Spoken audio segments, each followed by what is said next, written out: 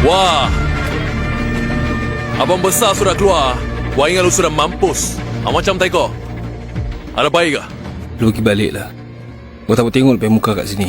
Lu siapa nak suruh gua belah? Tempat lu ke? Mana gua mau reda? Gua mesti suka lah. Lu sekarang balik bawa tapak kaki gua tau. Apa sah? Lu goyang dengan gua. Lek. Lu siapa ni kau mau goyang? Lu belum pakai tu kau dah pergi perang lah. 5 tahun lu kat dalam. Lu lagi ranggi ya. Lu tahu lu cakap sama siapa? Bila-bila masa gua boleh pancung sama lu, Malik. Kau mau tengok lu pancung gua. Apa lagi mau tunggu? Satu hari lu mesti kenal punya, Malik. Lu mesti kenal punya lah. Wah, datang mau kasih tahu sama lu. Lu jangan join King.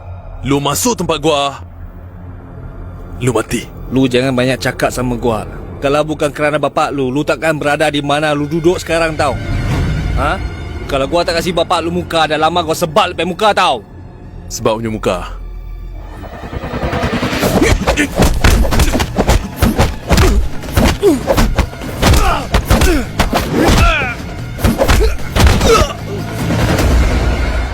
Mana lepas pancung?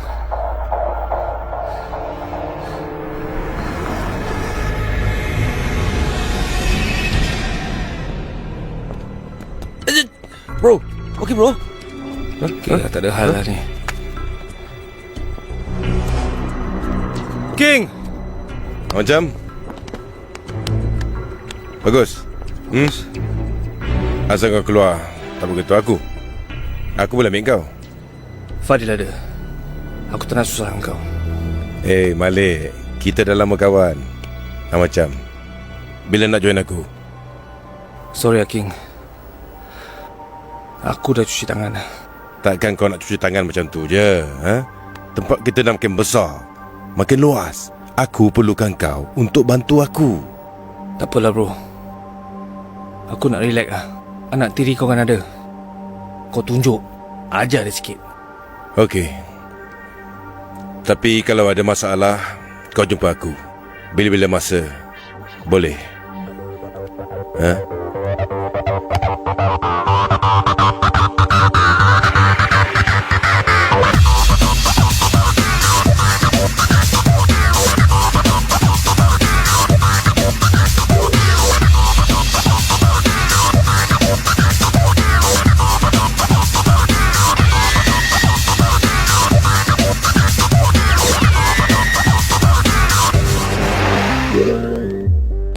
Apa hal kau cari aku?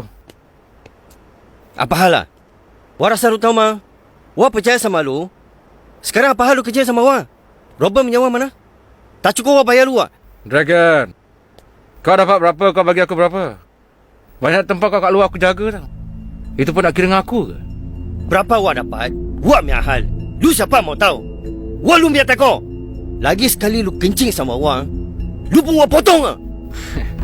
Ram ni senang-senang nak potong aku. Ingat Dragon, siapa tolong kau? Siapa yang naikkan kau?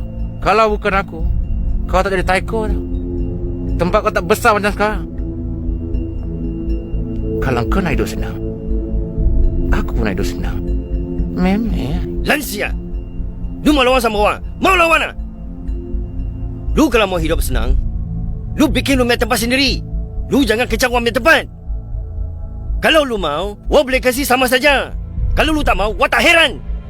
Aji boleh jaga Wah main tempat.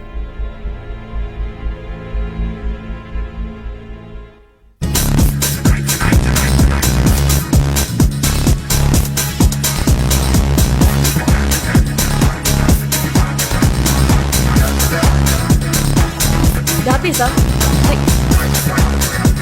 Takkan ni je. Bagi lagi.